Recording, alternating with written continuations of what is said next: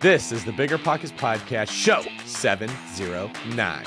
So what I did was took my experience, everything that I have learned since starting in real estate in 2013 is when I started, and putting that all into a plan.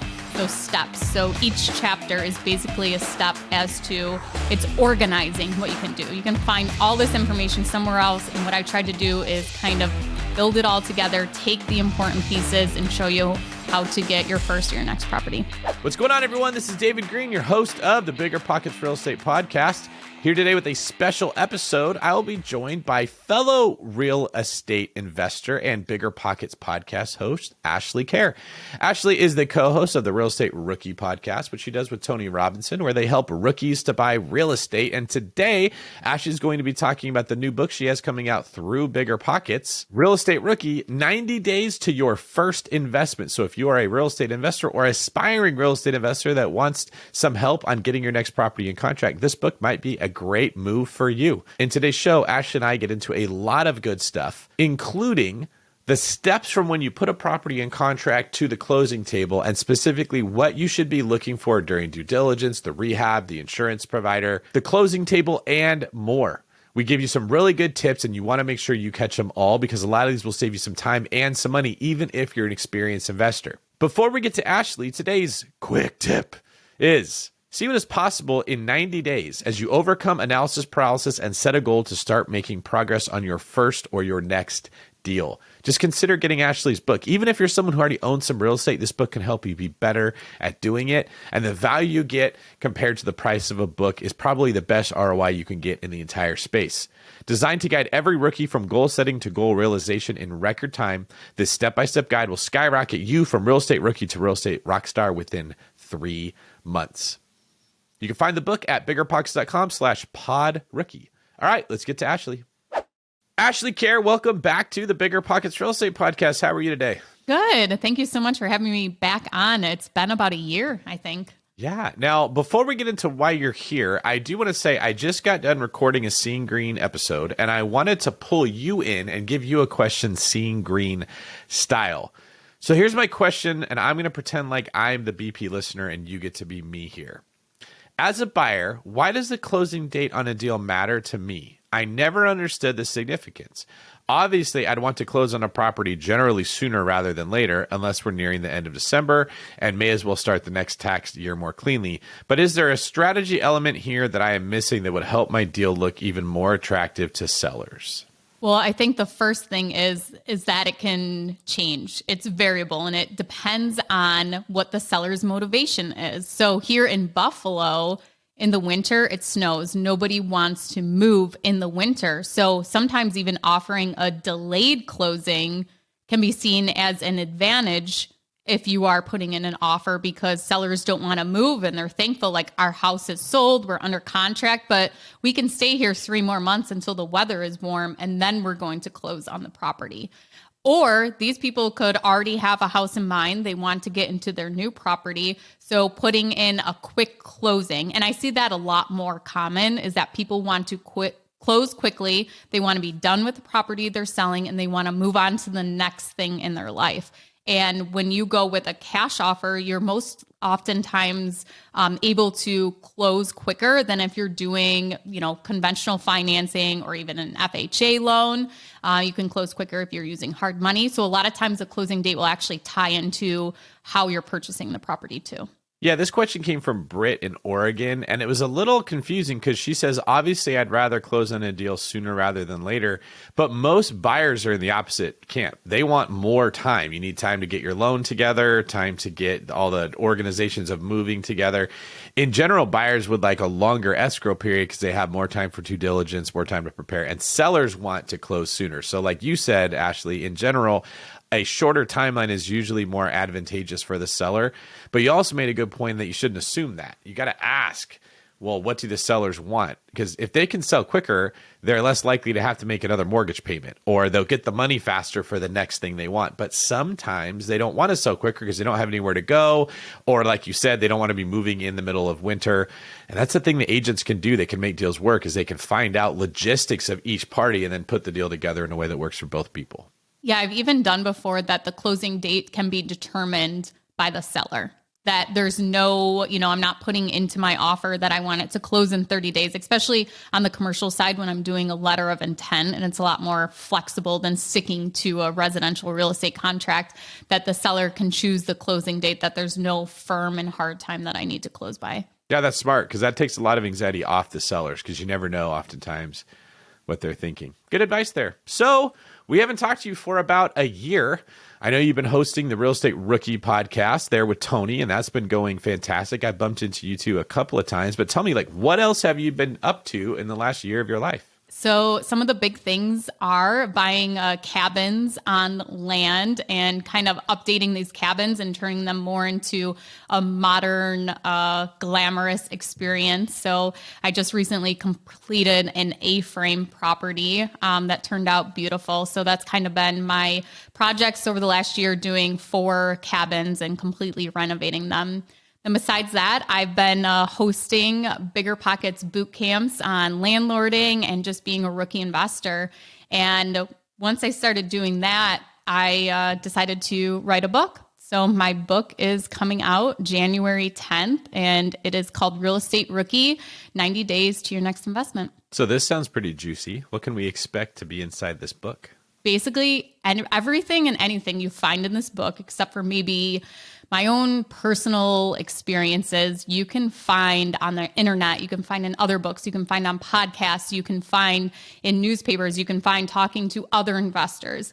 So what I did was took my experience, everything that I have learned since starting in real estate in 2013 is when I started, and putting that all into a plan. So steps. So each chapter is basically a step as to it's organizing what you can do. You can find all this information somewhere else. And what I tried to do is kind of build it all together, take the important pieces, and show you how to get your first or your next property. So it's kind of a blueprint, it sounds like. Just follow step 1, step 2, step 3, and you'll end up with a property. Yes. Very cool. And it's happened.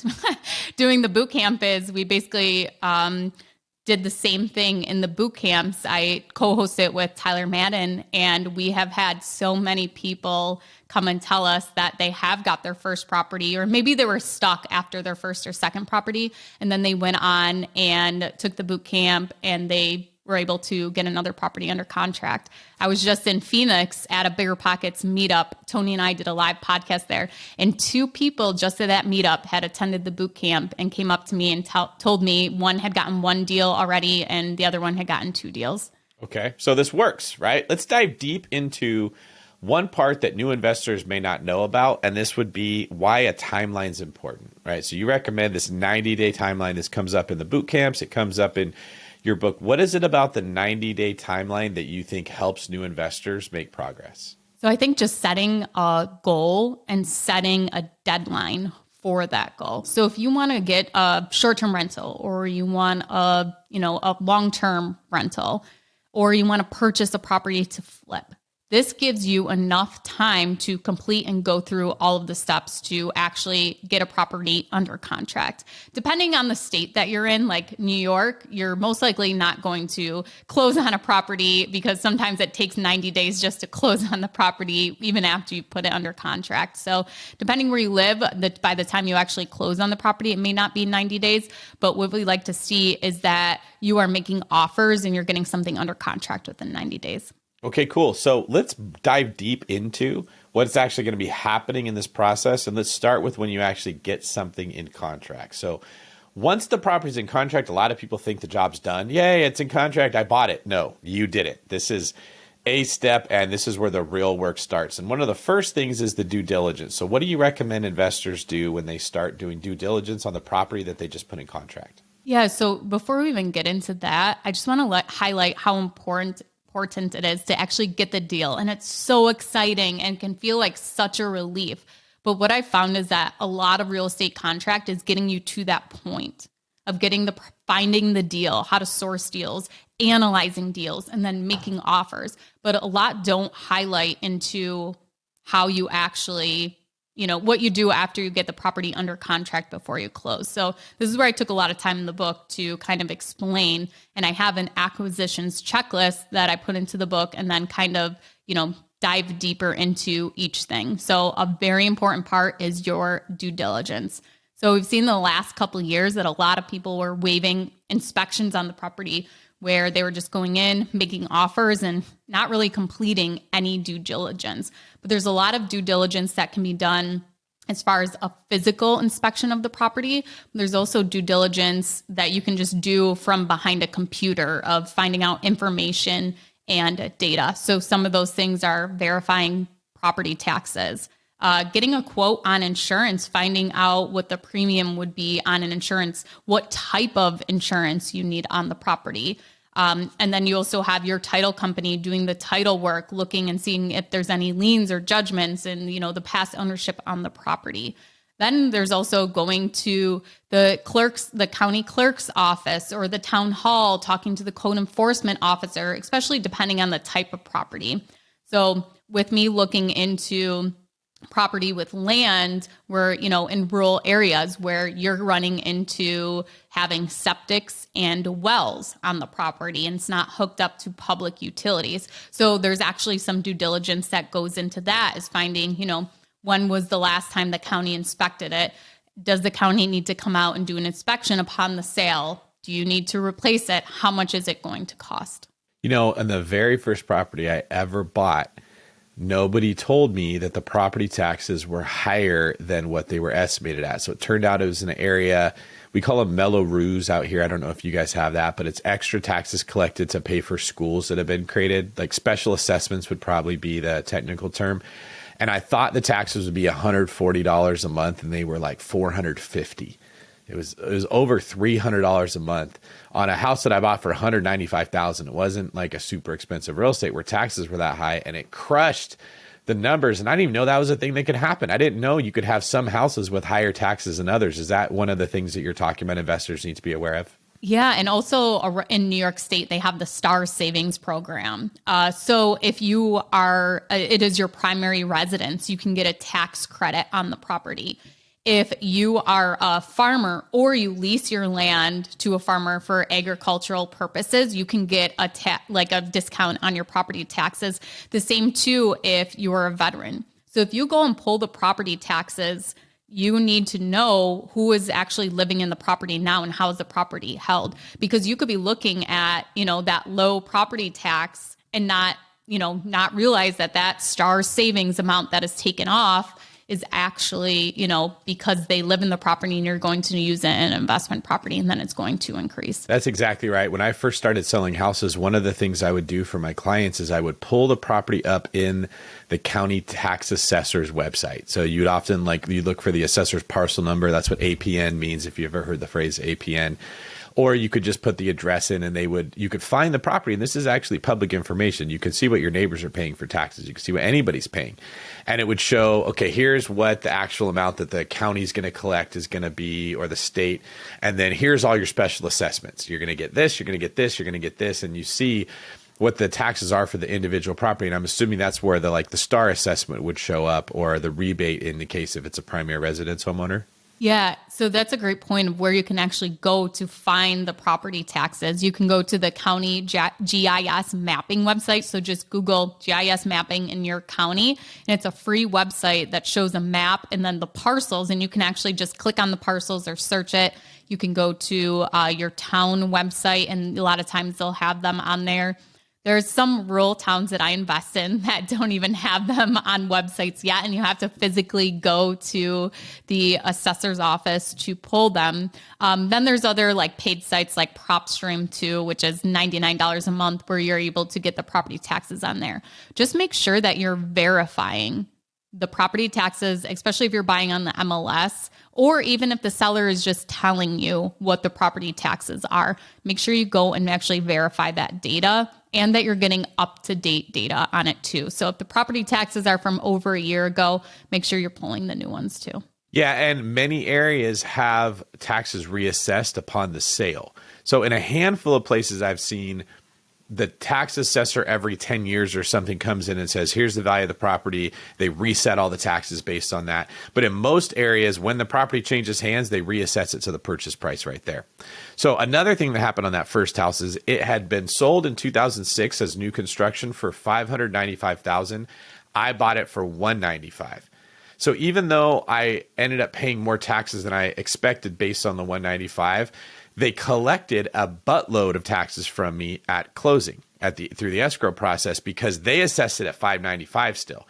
Then when it was sold, the tax assessor came in and he said, okay, it's worth $195,000. It's 1/3 of the taxes this guy's going to pay than what the other people did. But they had already collected more than that from me at the escrow. So they were supposed to refund it to me. And this doesn't happen commonly. But what they did was they sent it to the property instead of to me. And my tenant actually forged the check, cashed it, and then paid me rent with my own money for like 3 months in a row with that tax rebate. So no, when you're buying the property, when you're looking at what the taxes currently are, they are a percentage of the purchase price. You're probably in most cases paying more for the house than what the seller paid when they bought it. So your taxes are going to be higher. You can't look at the exact number and say that's my taxes. You have to look at the percentage of the purchase price. Is that similar to how you're teaching the rookies when you're having them do this part? Yeah. And I think another important piece to add on to the property taxes of pulling the information is your utilities too, is verifying what they're saying the water and sewer charge is, especially if you're going to be, paying part of those as the landlord. And also finding out what kind of utilities are using. So around in here where I live and the areas I invest, for the heat, it could be propane. It could be natural gas, or it could be electric, or I actually just bought a house that it was just 3 wood-burning stoves in the property. So there's very different ways of heating the house and different utilities, also different utility companies. So during that due diligence process, so not only verifying the property taxes, but also verifying what types of utilities are on the property, and then also the amounts for them too. So if a property is not well insulated and it is just heat is pumping out of the house and the gas bill is extremely high, even if you're not paying the gas bill, when you get a tenant into that property, they're most likely going to ask you, do you know what, the average utilities are for the property? You can get this information by calling the utility company and asking for an average. They can't give you exactly what somebody's bill is, but they can give you an average over 6 months or a year. Make sure you take the full year, especially you live in an area with different seasons, because if you're calling in the fall and you get the last 6 months, it's going to be summer. So you want the full year to see what that average bill is. But that's definitely going to impact tenants coming into the house. You may be able to trick someone and lock them into a year lease, but if they have that super high bill, utility bill, because the property isn't insulated well, then they're most likely going to move out after that year to someplace more affordable. That's a very good point. Now, what about after you've done some of that work and now you got to figure out, is there a rehab happening? Does every house have a rehab? Do some properties have rehabs? How do you advise people in the book to go about doing your due diligence on the rehab portion of the deal? Yeah, so the easiest part is that you can take your contractor through before you even offer on the property, but sometimes that is just not feasible. So that's when during your due diligence period, before you start before you close on the property, is setting up everything so that the day you close, you're ready to take action onto the property. So that could be if you have permission, and I always put this into my contracts, even if I'm not getting bank financing, I do put a contingency in there that I can have access for a contractor and or appraisal. So that way, if I end up going financing or hard money or something changes, I still have that opportunity to bring somebody into the property. So for an appraiser or for a contractor. And this usually is not a problem because most of the properties I'm buying are already vacant. If there are tenants in place, it may be more difficult to get the sellers to agree to this, or if maybe they live there as their primary, but it's always worth asking and always worth a try so that you can take a contractor through to get a more thorough estimate than what you budgeted for. So when you're doing your inspection or you're doing your showing before you offer on it, is take as many pictures as you can and then take a video of the whole house. So that way you can go back through and you can really build your budget. Like, okay, there's, 13 windows in the property. They're all going to need to be replaced. This is, what a window costs and how much, the labor is to put into it. And you can go through room by room and really build out your estimate and build out that scope of work, which you can then give to contractors. So even if you can't get them into the property, you can send them the videos, the footage, the scope of work, and they can kind of give you at least a ballpark idea. And then right when you close, you're going to be able to get them right into the property and hopefully have them lined up. That's such good advice. It's very common. I'll hear people get discouraged. My contractor can't walk the house during the 7 days of due diligence that I have. I have to back out of it. And I just think that's crazy because most of the time they can't give you a super detailed thing. But in long distance real estate investing, when I wrote that book, I talked about how I do this when I'm not even in the area. And I've done it recently. I bought a house in Blue Ridge, Georgia, or a cabin that you mentioned. You're buying those too. And when we were there, I actually taught my agent how to do this when I'm not here. Like, I'm not going to be there on all of these. So get your phone out, take a video, walk through the garage, go slow at these parts, and say, here's what he's wondering. Can we put a bedroom here, a bedroom here? Where would we put the bathroom?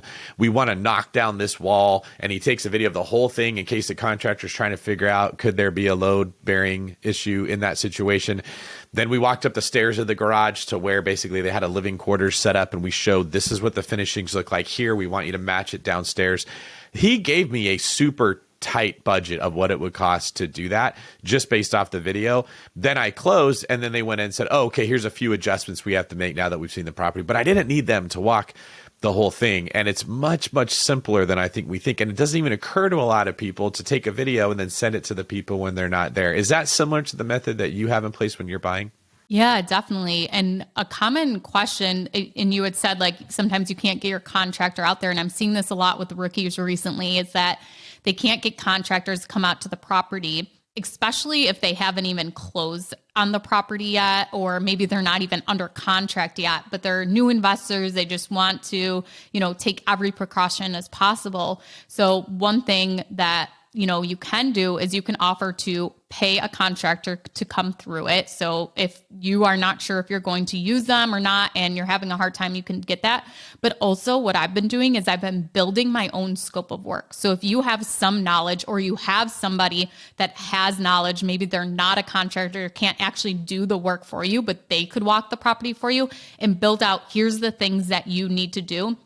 Build that scope of work and then send it to the contractor. So you're not asking a contractor for a detailed, estimate on what they'll do. You're going to send them that scope of work and have them fill in the line items.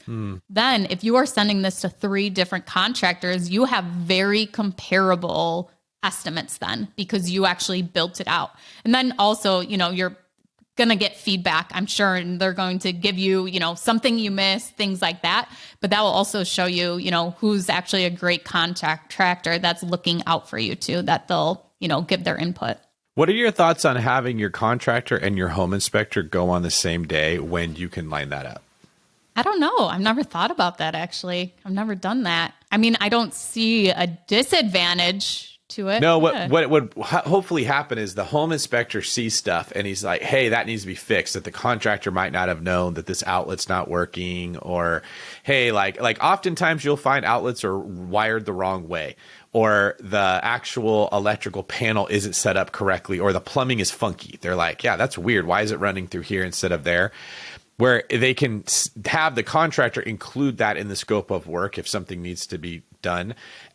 And conversely, the contractor can say, this looks weird, and he can maybe have the home inspector look into if the studs were placed in the right area or if it was wired incorrectly. That was one of the tips that I learned when I was investing heavily in Jacksonville, Florida, and buying a lot of houses at one time, is if I could get both of them at the same time to do their walkthrough, it was less coordinating for my agent to try to figure out how to get the sellers to agree to this. And then they kind of played off each other, and it just gave me more information to review through the due diligence period. Yeah, that's a great point, is because then you only have to get access to the property one time by having them come at once. And then if for some reason you somebody can't do that, you can send the inspection report to your contractor. That's definitely, we would always do that too. We'd say, hey, look at this. Tell me the things that you think you could do cheapest. Because if they're going to be like, it's $9,000 to fix a little problem, I'm probably not going to have them do it. But sometimes they're opening up the wall or they're moving stuff around anyways. They're like, oh yeah, while we're there, we'll just fix that. And you don't even have to pay anything, versus if you had to call a plumber out specifically for that problem, they might charge $5,000 because they got to cut into your sheetrock and move things. But if you're demoing the bathroom anyways, you can fix the stuff that shows up in the report. That's great too if you are planning on asking the seller to reduce the price or to cover the cost of some of the things that come up in the inspection too. So with having your contractor right there, you're able to get estimates pretty quickly to be able to renegotiate too with the seller. Much better than trying to get your contractor to go to the same property 3 times to get an estimate for a new thing when you're in the middle of negotiating, which is a great segue to the next part of the process. With after you put something in contract, it's negotiating. Like, what is your advice for how you negotiate to get into contract? And then what's your advice for once you're in contract, what you can do to save some money there too? Yeah, the thing that I like best, so there's really 2 different scenarios, that you're off market or you're on market. I think it is so much easier to negotiate for an off market deal because you can be direct to the seller and there's no middle person there. So in that scenario, I'm usually doing a letter of intent where I'm stating the basic terms of the contract, the purchase price, the property, the seller's information, my information, and the terms of the agreement and any contingencies.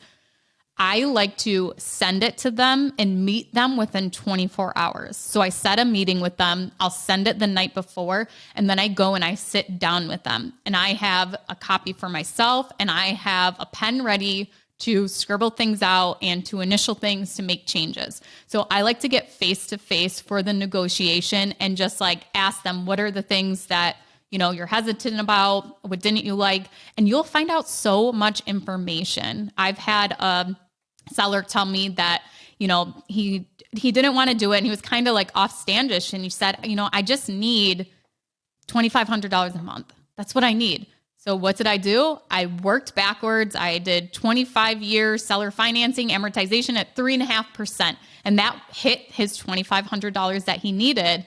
And that worked out great for me and it worked out for him. But I never would have known that without just having a conversation and listening. So I think there's so many different reasons people are selling or things that are important to them. So if you can get face to face with them, I think it's a lot easier to read them when you're talking about something that's in the letter of intent, what's important to them and what isn't important to them. And then it also gives you kind of the option to put out. So I always do this during the showing. I always ask if they're interested in doing seller financing. If the answer is dead flat no right away, then that's when I go and say, oh, I didn't know if you had told your accountant, your CPA, you were selling and they had, recommended the tax benefits of that. That right there just kind of perks them up a little bit. And then it's like, there's always some kind of little thing. Well, I don't know. I guess I could talk to them and stuff. And, oh yeah, you should. Like it's, many tax benefits. Yeah. So can you share that briefly? Like what are some of the benefits that people can tell a seller about with why they might want to use seller financing? Yeah. So the first thing is that the taxable income is spread out over the life of the loan agreement that they're paying. So they're not going to get hit heavy on taxes of getting a lump sum of money up front. And that's usually the biggest thing for people, but also kind of like if they're older, they're seniors, is having that like fixed steady income coming in too. I've seen a lot of older sellers like that instead of, especially in campgrounds. I've been going after campgrounds and they're so used to having, this monthly income coming in and to them to get this lump sum. And now they want to stay within that monthly income that you're used to getting. And that can be seen with long-term rentals. But the biggest tax advantage is that they're not getting hit as hard with taxes in that first year and it's spread out. Yeah, they're not feeling the gain all at one time. Yeah. And I think a lot of sellers too that are trying to like build generational wealth, they're, see the value too of, when I die, these payments are just passed on to, my kids, my grandkids, so on and so forth. Very good point. All right. Now, what if someone's using a real estate agent to buy the house? What advice do you have for them with how they can negotiate through their agent? Yeah. So I think it depends on, how much you trust or value your agent's opinion and how much your agent is going to be working for you. I've been in a situation where my own agent that I was using made me feel embarrassed about the things that I was asking for. So I think that it's very easy for things to get muddled. They're going from the buyer to their agent to the seller's agent to them. And then if you actually get it under contract, in New York State, we have to use attorneys. Then you throw the attorneys in the middle of that too. And then it's almost like 6 people that it's actually going through. So I think it's a lot more difficult to have that conversation. And that's why I always put everything on paper. I write it out how I want it to be. So if I am asking for seller financing in the offer, I am going to write out the amortization schedule. I am going to say, you're going to make this month, I want to purchase it for this much, but over the course of 5 years, you're going to be making X amount in interest. And I lay it out. I don't rely on either agent to kind of explain that as even a benefit of it and showing that they're actually going to be making more money by accepting the seller financing. Yeah, you got me thinking about why it becomes so complicated when agents are involved, because you're exactly right. It's a good point. And I realized there are certain things that become quote unquote industry standard when you're dealing with agents. And some of those vary by region. So for instance, in Northern California, it's common for the seller to pay the property transfer tax, but the buyer to pay the title and escrow fees. But in some parts of Northern California, you split title and escrow fees evenly. It's different when you're in the Bay Area or the Central Valley or the South Bay. And what happens is there is no right or wrong way to do it. But the listing agent who's going to propose the information to their seller is going to color it like they're asking for something that's not normal. They're being greedy. They want you to pay for this. Well, customarily, they're supposed to pay for that. So now the seller who doesn't know anything about real estate goes, oh, they're ripping me off. And now they put their foot down like, no, we're not going to do it. The agent's like, yeah, that's right. I'm going to save you money. And then they go to the buyer's agent and they say, they're not going to do it. The buyer agent goes to you and you're like, yeah, go negotiate it against them. That's ridiculous. They should make them change their mind. That's your job, right? Now the buyer's agent's like, if I push too hard, they're going to back out. If I don't push hard enough, my client's going to be mad. And then you, the buyer, has no idea what conversations are being had between the listing agent and the seller. And then when you throw in the uncle that wants to help and the dad that wants to protect their kid, and the lawyers that are involved, and everyone has their own set of values that they think should be operated by, it becomes very hard to do any negotiating at all. Then when you're going directly to the seller, there's not all of this like presupposed way of doing things that you're trying to fight through. It's here's what I'm offering you. Does that benefit you? Kind of, but this would benefit me more. Okay, let me see if I can structure that in a way that benefits me. And it's much cleaner. You don't have all of the like traditions that sort of get associated with how to offend someone. I was thinking like, in certain Asian cultures, it's very traditional to bring a small gift when you're meeting a new person. And like, I wouldn't show up bringing a small gift. I'd never think about that. We don't do that where I'm from. And so you can offend people very easily. And that happens in real estate sales constantly. All right. And then you throw in different brokers have different ways of doing things, and different MLSs have different things, and different title and escrow companies set things up different. There's so many ways to upset people. And each side is only hearing how the other side didn't agree and then both sides get really angry. It's that game of telephone where things can get messy. So is that one of the ways that you like going just directly to seller because you can avoid all that? Yeah, but I do have to say, like, there has been times when having an agent has definitely been an advantage because maybe they are friends with the other agent or they know them well. And even times as it may seem unethical, there are times where agents do drop a hint or, give a fact about the sellers that maybe, other people putting in offers don't know, or things like that. Or even if, you're both wanting different prices and whatever, the agents are representing the buyer or seller, the different representation, they both want to sell the property. They both have the end goal of closing on that property to get their commission.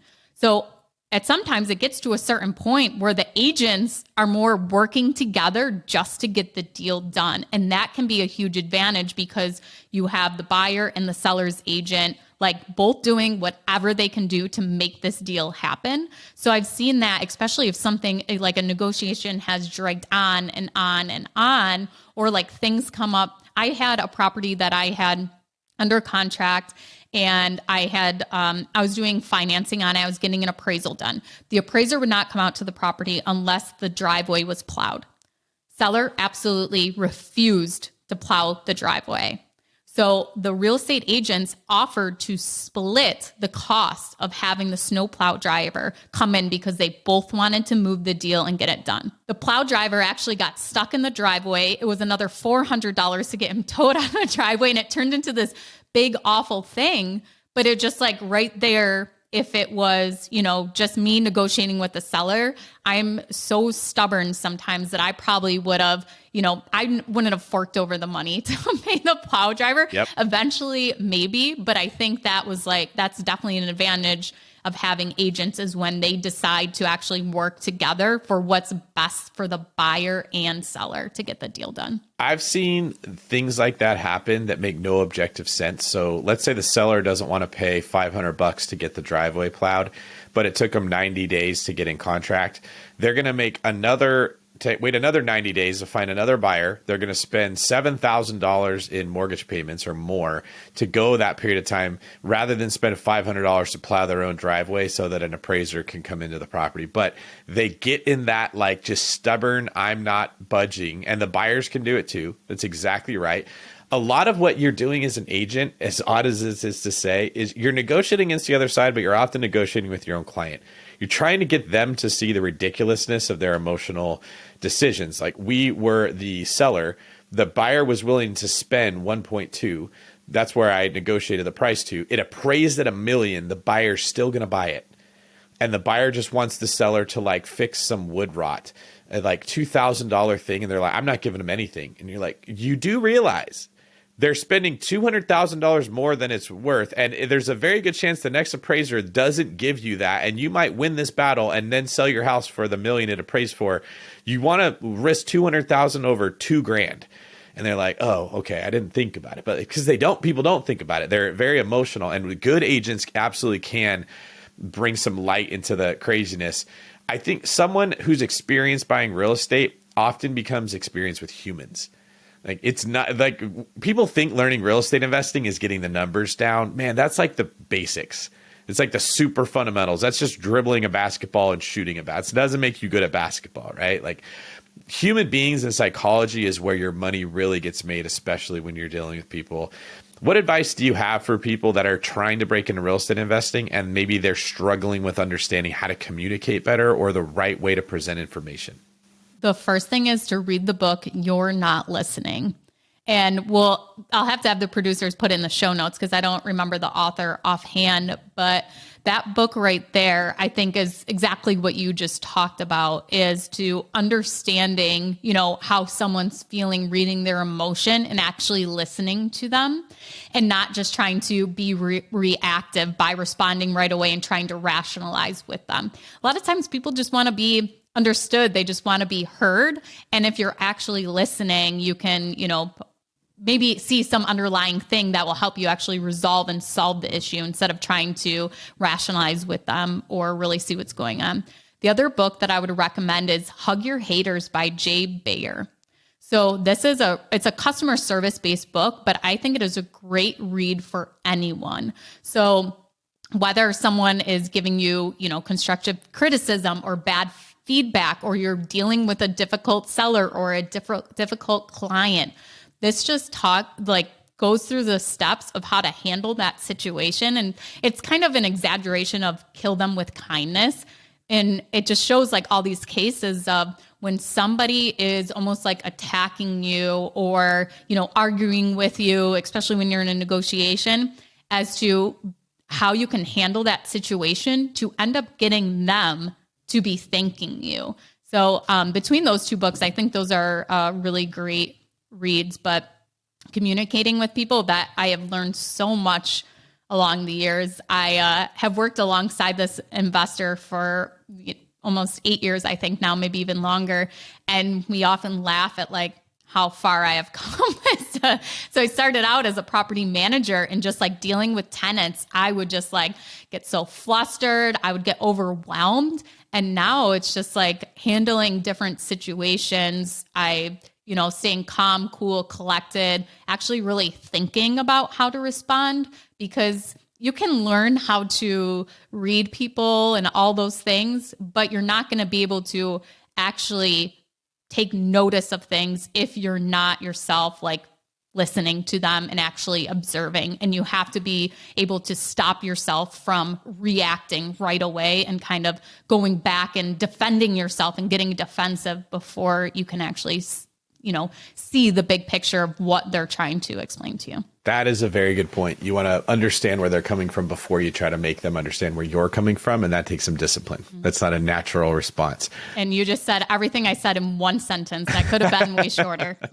Well, I had the benefit of thinking of my response as you were giving yours. So don't be too hard on yourself there. And that's part of the book is don't think of your response. Is like most people don't listen. They're actually thinking of their response. Yeah. Which is so hard to do.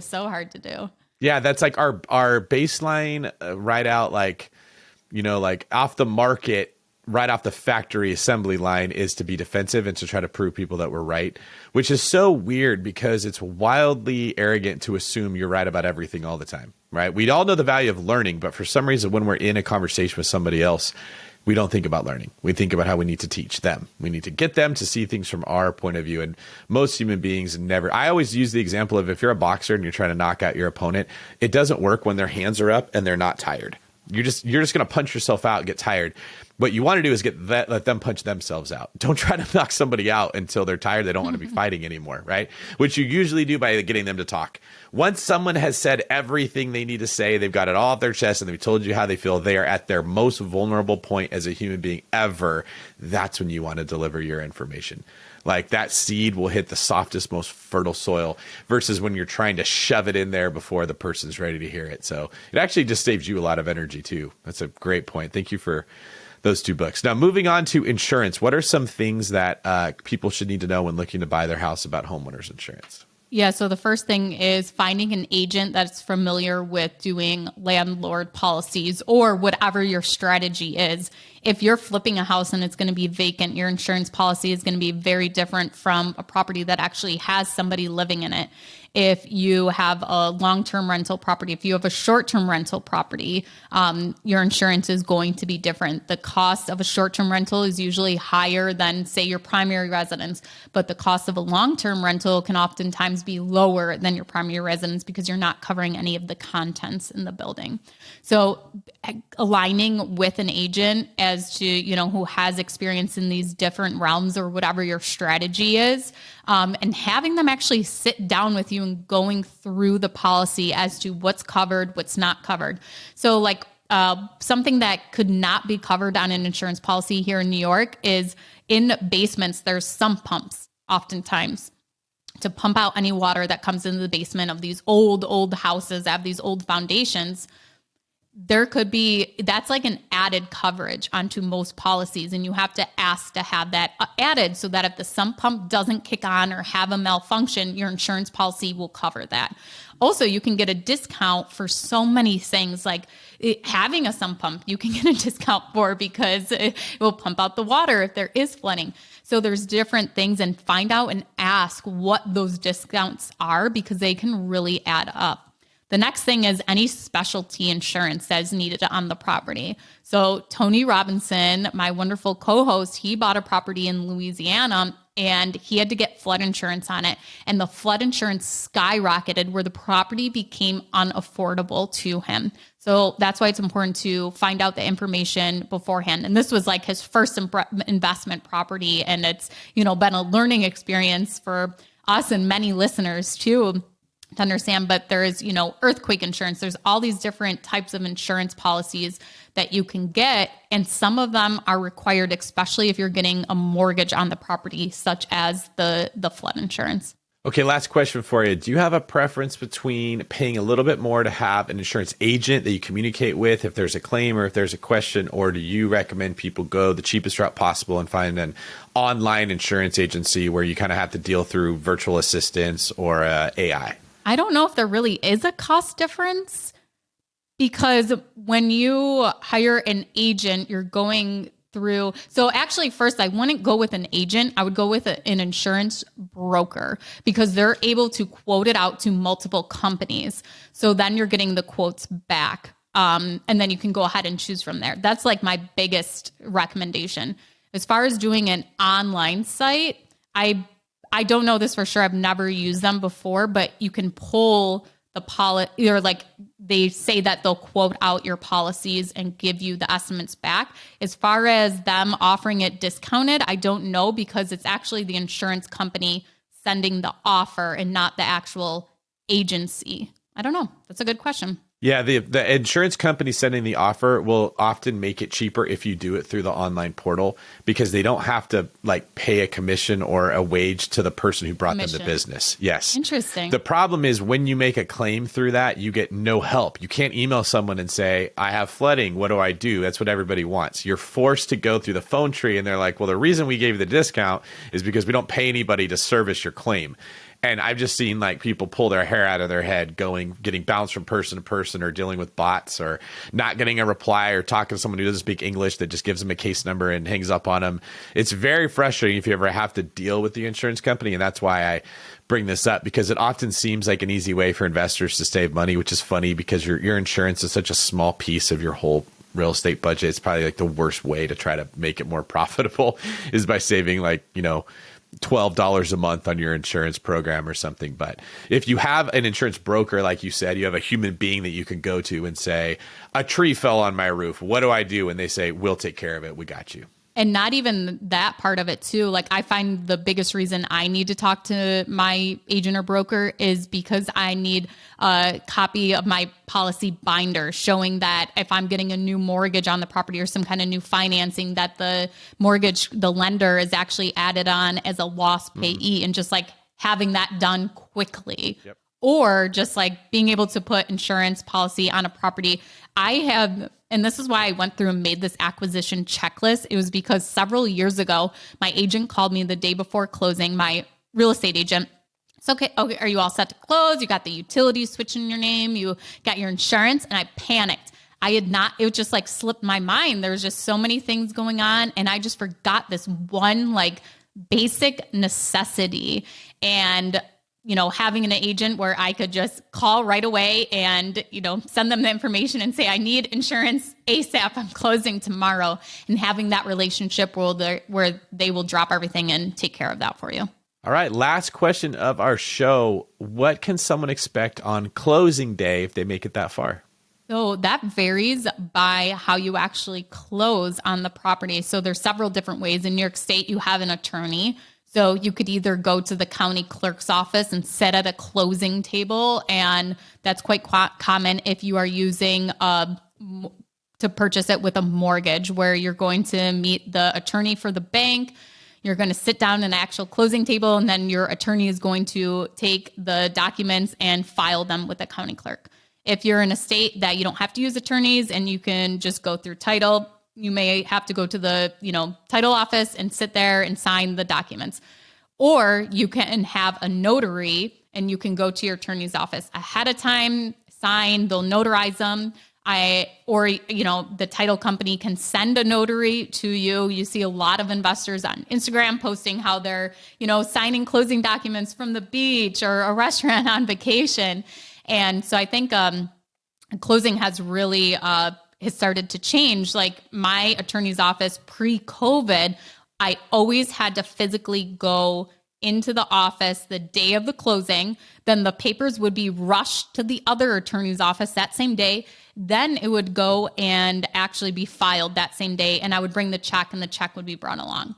Now I just went and signed yesterday for a property that's closing. It's not going to close until next week. The funds are being held in escrow until closing, and then they will be released when it's actually filed with the clerk's office. So the paperwork between the next 5 days, the paperwork went from me to the buyer, and then it will go to the clerk's office all within that time frame. So there's so many different ways. The most exciting, I think, is when you're actually sitting at a closing table, you get handed the keys after you sign and you give your check. But I really have not seen that happen. Oftentimes, I don't even get keys to a property anymore, it seems like.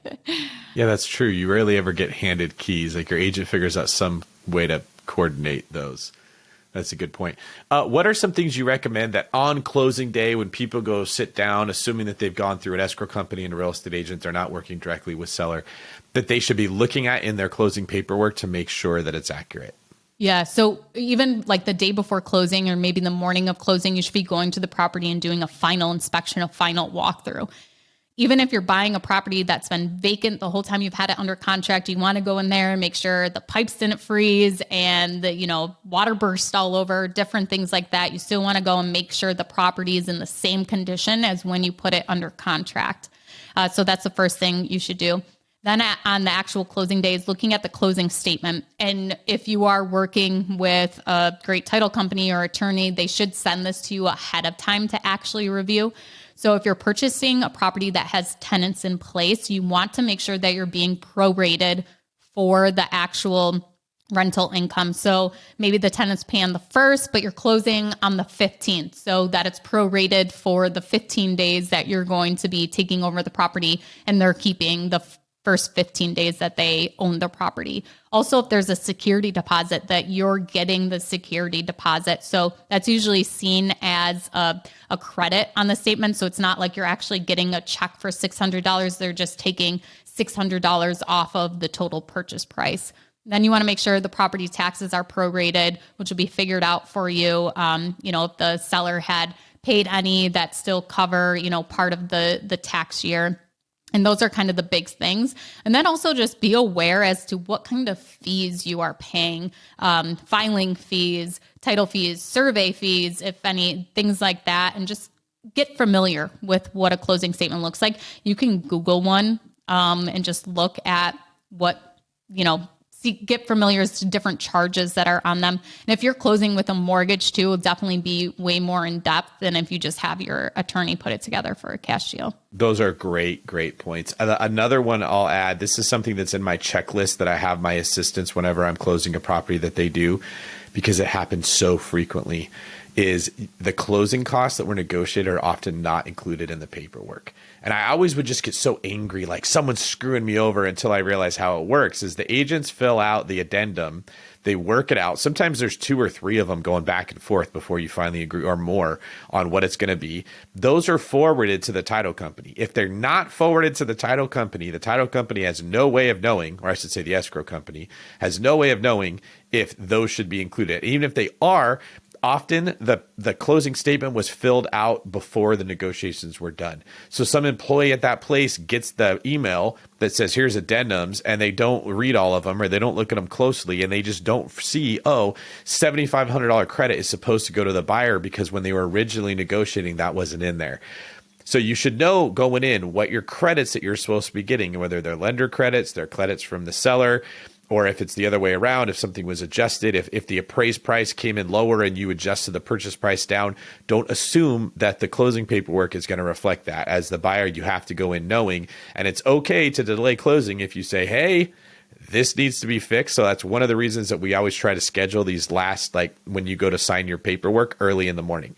Because if you do it at 4:00 in the afternoon, because that's when it's convenient for you or whatever, you try to figure out your lunch break at 2:30, it's too late in the day to get the new documents drawn up and get all the approvals. And now the closing's delayed by a day, and that can screw things up. So there are still human beings that are involved in putting this stuff together, and human beings make mistakes.